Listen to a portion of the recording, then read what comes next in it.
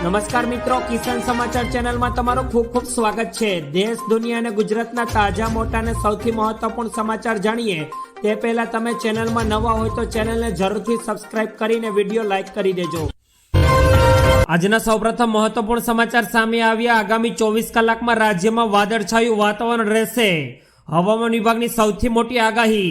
મળતી માહિતી મુજબ હવામાન વિભાગના વૈજ્ઞાનિકે જણાવ્યું છે કે ગુજરાત રાજ્યમાં આગામી 24 કલાકમાં વાદળછાયું વાતાવરણ રહેશે અને તારીખ 8 જાન્યુઆરી અને 9 જાન્યુઆરીએ ગુજરાતમાં કમોસમી વરસાદ પડવાની શક્યતા છે। કમોસમી વરસાદ પડવાનું કારણ છે કે અરબ સાગરમાં ભેજના કારણે વરસાદની આગાહી છે। ગુજરાતમાં બનાસકાંઠા, સાબરકાંઠા, અરવલ્લી, વલસાડ અને નવસારીમાં વરસાદની આગાહી છે, તો સૌરાષ્ટ્રના ભાવનગર, અમરેલી, ગીર સોમનાથ અને રાજકોટમાં હળવા વરસાદની આગાહી છે। ત્યારબાદના બીજા મોટા સમાચાર, પાણીપુરીના રસિયાઓ સાવધાન।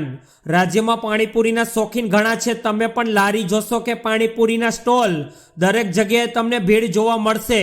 લોકો ઘરે પણ પાણીપુરી બનાવે છે, પણ લારીએ પાણીપુરી ખાવાની મજા જ અલગ હોય છે।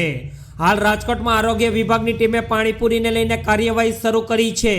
રાજકોટમાં આરોગ્ય વિભાગે કાર્યવાહી દરમિયાન જણાવ્યું કે અહીં પાણીપુરીમાં સડેલા બટાટાને બાફીને તેનો ઉપયોગ કરાય છે।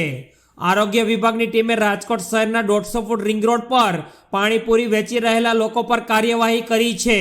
આરોગ્ય વિભાગની ટીમે પાણીપુરીમાં વપરાતા સડેલા બટાટાનો નાશ કર્યો હતો। ત્યારબાદના ખૂબ જ મહત્વપૂર્ણ સમાચાર, રાજ્યમાં સુસવટા મારતા પવન સાથે વધી ઠંડી। રાજ્યમાં ઠંડીનો ચમકારો હજુ પણ યથાવત છે। આ સાથે જ રાજ્યમાં કમોસમી વરસાદની પણ આગાહી છે। હાલ રાજ્યમાં સૌથી ઓછું તાપમાન નલિયામાં 9 ડિગ્રી નોંધાયું। આ સાથે જ કહેવામાં આવી રહ્યું છે કે 7 જાન્યુઆરી બાદ વાતાવરણમાં પલટો આવશે। આ સિવાય આવતીકાલથી ઠંડીનું જોર વધશે તેવી શક્યતાઓ જોવા મળી રહી છે। તો જાણો કયા શહેરમાં કેટલું તાપમાન નોંધાયું। દીવમાં 9.7 ડિગ્રી તથા કેશોદમાં 10.1 ડિગ્રી તાપમાન નોંધાયું, જ્યારે રાજકોટમાં 10.4 ડિગ્રી અને ડીસામાં 10.5 ડિગ્રી તાપમાન નોંધાયું છે। ત્યારબાદના ખૂબ જ અગત્યપૂર્ણ સમાચાર, નવા વર્ષે મોંઘવારીનો માર। આવતા મહિને ટીવી જોવા આપવા પડશે આટલા પૈસા। નવા વર્ષનો પ્રારંભ થઈ ગયો, એક અઠવાડિયું પૂર્ણ થવાની તૈયારી છે, ત્યારે મોંઘવારીનો માર સહન કરવા માટે તમારે હવે તૈયાર રહેવું પડશે। નવા વર્ષે ટીવી જોવા માટે તમારે વધુ પૈસા હવે ખિસ્સામાંથી ઢીલા કરવા પડે તેવી નોબત આવી ગઈ છે। જી એન્ટરટેનમેન્ટ અને વાયાક્રોમ 18 અને સોની પિક્ચર્સ નેટવર્ક જેવા દેશના ટોપ બ્રોડકાસ્ટ સામાન્ય જનતાને આંચકો આપ્યો છે। પોતાના ટીવી ચેનલના દરમાં ઘરખમ વધારો કરી દીધો છે અને આ જાહેરાત પછી હવે ગ્રાહકોને પોતાની પસંદગીની ચેનલ જોવા માટે વધુ કિંમત ચૂકવવી પડશે। ત્યારબાદના ખૂબ જ ઉપયોગીપૂર્ણ સમાચાર, સસ્તું અનાજ પણ હવે કંપની વેચશે। સરકારી એજન્સી નાફેડ પ્રથમવાર સરકારી સબસિડી ધરાવતા અનાજને પ્રાઇવેટ રિટેલ માધ્યમથી ગ્રાહકોને પહોંચાડશે। આ માટે રિલાયન્સ રિટેલ અને બિગ બાસ્કેટ પ્લેટફોર્મ પર ભારત બ્રાન્ડ હેઠળ સબસિડીયુક્ત દાળનું વેચાણ શરૂ કરી દેવામાં આવ્યું છે। ભારતમાં ચણા દાળ અને રિટેલ દ્વારા વેચાતી સૌથી ઓછી કિંમતની દાળ પણ 40% વધુ સસ્તી છે। જલ્દી જ પ્રાઇવેટ રિટેલના માધ્યમથી ભારત આટાનું પણ વેચાણ શરૂ કરવાનું આયોજન છે। દેશની સૌથી મોટી retail company Reliance retail Bharat અને એશિયાના સૌથી મોટા ધનવાન મુકેશ અંબાણીની કંપની છે। ત્યારબાદના સૌથી મહત્વપૂર્ણ સમાચાર, રાજ્યમાં માવઠાની આગાહીને લઈને માર્કેટ યાર્ડ એલર્ટ મોડમાં। ખેડૂતો પર એક બાદ એક પડતા પર પાટું માર્યા જેવો ઘાટ ઘડાયો હોય તેવા પ્રકારની સ્થિતિ જોવા મળે છે। પહેલા ભારે વરસાદને કારણે નુકસાન વેઠવાનો વારો આવ્યા બાદ ફરી કમોસમી માવઠાએ ખેડૂતોને રડાવ્યા હતા, જે પછી એક નવી આશા સાથે ખેડૂતોએ રવિ પાકનું વાવેતર કર્યું, પરંતુ ફરી એકવાર કમોસમી માવઠાની સંભાવના કરતા ખેડૂતો પર ચિંતાના વાદળો ઘેરાયા છે। ગુજરાતમાં હવામાન વિભાગ દ્વારા ફરી એકવાર વરસાદની આગાહી કરવામાં આવી છે, જેના કારણે ધરતીપુત્રો પર ચિંતાના વાદળો જોવા મળી રહ્યા છે। ત્યારબાદના ખૂબ જ મહત્વપૂર્ણ સમાચાર, રાજકોટમાં દીપડાનો દહેશત। રાજકોટ જિલ્લામાં દીપડાની દહેશતને પગલે વન વિભાગ સતર્ક બન્યું છે। છેલ્લા 15-16 દિવસથી રાજકોટ જિલ્લામાં દીપડાઓ જોવા મળી રહ્યા છે, જેના કારણે લોકોમાં ભયનો માહોલ જોવા મળી રહ્યો છે। આ વચ્ચે વન વિભાગ હજી પણ એક પણ દીપડો પાંજરે આવ્યો નથી, ત્યારે વન વિભાગે જણાવ્યું છે કે રાજકોટને આસપાસના જંગલમાં 40 દીપડાઓ ફરી રહ્યા છે। દીપડાની ગ્રામ્ય પંથકમાં દેશકને લઈને અલગ અલગ જગ્યાએ 5 પાંજરાઓ મૂકવામાં આવ્યા।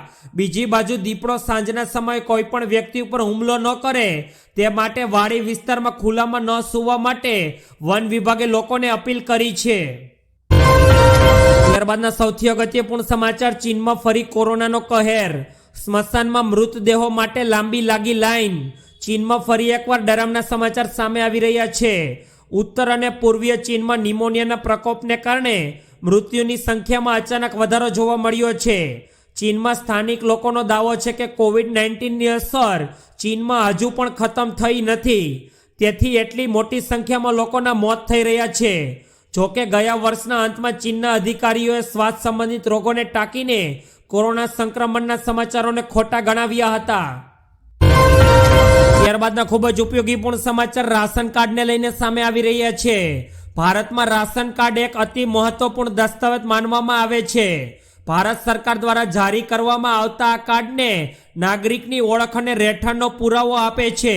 વધુમાં તે ઘઉં, ચોખા, ખાંડ અને કેરોસીન જેવી સબસિડીવાળી ખાદ્ય ચીજોની ખરીદી માટે પણ જરૂરી છે। રાશન કાર્ડ ધારકોને ઘઉં, ચોખા, ખાંડ અને કેરોસીન જેવી સબસિડીવાળી ખાદ્ય ચીજોની ખરીદી પર ડિસ્કાઉન્ટ મળે છે। આનાથી ગરીબ અને ઓછી આવક ધરાવતા પરિવારજનોને ભોજનની પહોંચ સુનિશ્ચિત કરવા માટે મદદરૂપ મળે છે। ત્યારબાદના અગત્યપૂર્ણ સમાચાર, રાજકોટ માર્કેટિંગ યાર્ડમાં કપાસના ભાવમાં ઉછાળો, ખેડૂતો થયા ખુશ। રાજકોટ માર્કેટિંગ યાર્ડમાં જણસીની પુષ્કળ આવક થઈ રહી છે અને રાજકોટ માર્કેટિંગ યાર્ડમાં ખેડૂતોને જણસીના સારા ભાવ પણ મળે છે, જેના કારણે માત્ર રાજકોટ જ નહીં પરંતુ સુરેન્દ્રનગર અને મોરબી જિલ્લાના ખેડૂતો પણ જણસી લઈને રાજકોટ માર્કેટિંગ યાર્ડમાં પહોંચે છે। ત્યારે રાજકોટ માર્કેટિંગ યાર્ડમાં એક દિવસમાં 4500 ક્વિન્ટલ કપાસની આવક થઈ હતી અને કપાસનો ભાવ 1210 રૂપિયાથી લઈને 1515 રૂપિયા જોવા મળ્યો હતો। છેલ્લા ઘણા સમયથી ખેડૂતોને કપાસના ભાવ 1500 રૂપિયાની આસપાસ જોવા મળી રહ્યા છે। ત્યારબાદના સૌથી અગત્યપૂર્ણ સમાચાર, અમદાવાદમાં આજે પણ 9 કોરોનાના પોઝિટિવ કેસ નોંધાયા। રાજ્યમાં કોરોનાના કેસની સંખ્યાઓમાં વધારો થઈ રહ્યો છે, ત્યારે અમદાવાદમાં સતત નવા કોરોનાના કેસની સંખ્યાઓ વધી રહી છે, જેમાં અમદાવાદમાં કોરોના સંક્રમણ હવે ધીરે ધીરે વધારો થઈ રહ્યો છે। અમદાવાદ શહેરમાં કોરોનાના 9 કેસ નોંધાયા છે, જેમાં 4 પુરુષ અને 5 મહિલાના કોરોના રિપોર્ટ પોઝિટિવ આવ્યા છે। અમદાવાદના વિવિધ વિસ્તારોમાં કોરોનાના કેસની સંખ્યાઓમાં વધારો જોવા મળી રહ્યો છે, જેમાં આજે નોંધાયેલા નવા 9 કેસ નવરંગપુરા, થલતેજ અને જોધપુરમાંથી સૌથી વધુ કેસ નોંધાયા છે। ત્યારબાદના ઉપયોગીપૂર્ણ સમાચાર, ઇન્ડો પાક બોર્ડર પર આંતરરાષ્ટ્રીય પતંગ મહોત્સવ 2024 યોજાશે। દર વર્ષે અમદાવાદ રિવરફ્રન્ટ પર યોજાતો આંતરરાષ્ટ્રીય પતંગ મહોત્સવ આ વર્ષે બનાસકાંઠામાં યોજાશે। આંતરરાષ્ટ્રીય પતંગ મહોત્સવ 2024 નડાબેટ ખાતે યોજાશે। આ આંતરરાષ્ટ્રીય પતંગ મહોત્સવ જિલ્લાના સરહદીય પ્રવાસીય સ્થળ નડાબેટ ખાતે 12 જાન્યુઆરીએ યોજાશે, જેમાં દેશ વિદેશના પતંગબાજોની ઉપસ્થિતિમાં આંતરરાષ્ટ્રીય પતંગ મહોત્સવનું આયોજન કરાશે। ત્યારબાદના ખૂબ જ વિશેષ સમાચાર, ભાજપે લોકસભાની 26 બેઠકો જીતવા રચ્યો પ્લાન। આજે ગાંધીનગરમાં ભાજપની મહત્વપૂર્ણ બેઠક। આગામી લોકસભાની ચૂંટણીને લઈને ગુજરાત ભાજપની ગાંધીનગરમાં એક બેઠક યોજાવા જઈ રહી છે। આ બેઠકમાં કેટલાક ખાસ લોકોને જ આમંત્રણ આપવામાં આવ્યું છે।